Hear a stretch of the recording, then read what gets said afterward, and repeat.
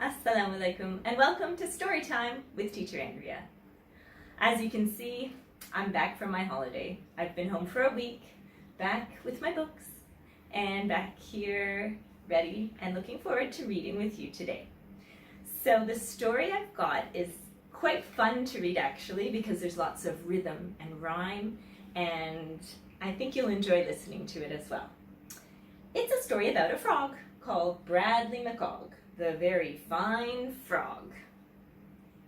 And it's a story about him looking for something to eat.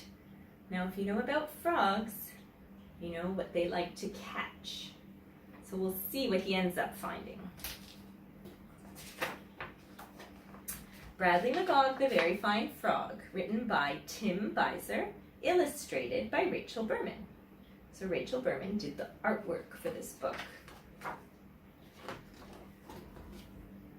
Bradley McGogg was a very fine frog who happily napped in a hollowed out log. So it's a log with a big hole in the middle.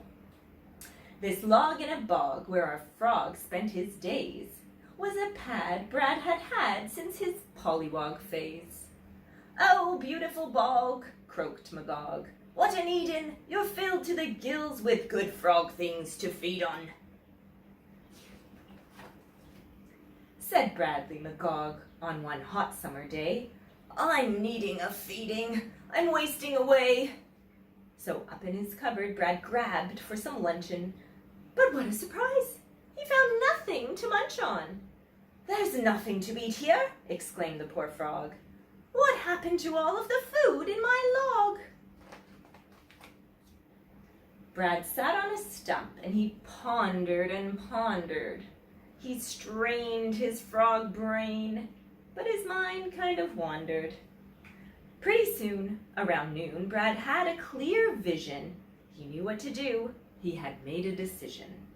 "My gosh, I'm awash with new neighbors to meet. My task is to ask them to share what they eat."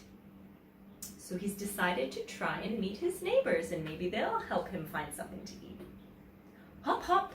His first stop was to visit Miss Mouse in the underhill nest that she used for a house. "Miss Mousie," he said, "may I trouble to borrow some grubs for my supper? I'll pay you tomorrow." She squeaked very meekly, "Come in, if you please," and made him a snack of rye crackers and cheese. That was kind of her. With his tiny green fingers, he stifled a gasp in fright at the sight of the cheese in her grasp. Cheddar with chives and a peppercorn dusting. He had never seen anything quite so disgusting, said the frog to the mouse, who insisted he try it. "Drat the lot, I forgot. I just started a diet." He's not going to eat it. He thinks it's gross. Hop, hop, his next stop was to call on the bear, who lived in a den that he shared with a hare. "Herr Bear and Herr Hare, I arrive, half alive, and ask for a sweet buzzy snack from your hive." At a spot near their grotto, the bear and the bunny presented Brad carrots, all covered in honey. "Ew, what is that? Such horrible stew! Orange-colored roots that are sticky with goo?" That was his thought. He of course didn't share it. So as not to be rude, Bradley reached for one carrot. "What a treat," said the frog. "Home it goes in my bucket." Instead, Bradley fled to a molehole to chuck it. He can't eat carrots and honey, cheese and crackers. Hop, hop, his next stop was the cow on the slope, whose mooing and chewing gave Bradley great hope. But he stopped in mid-hop when he caught Miss Moo grazing. What she chewed for her food, Bradley found quite amazing. She was munching on clover and snacking on grass. To avoid the same lunch, Bradley gave her a pass. He is not going to go over there and get grass to chew on. So sadly did Bradley slog back to his bog to mope without hope for some food in his log. But when he got home, Bradley croaked with elation. His hall was a crawl with a pest infestation.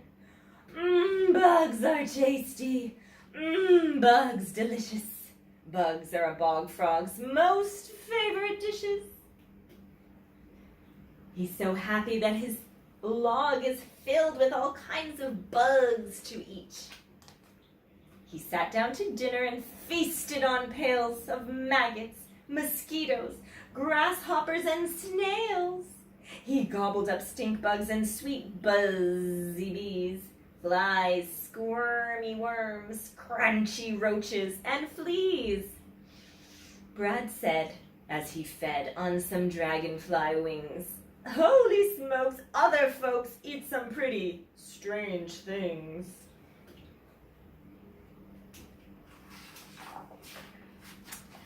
The end.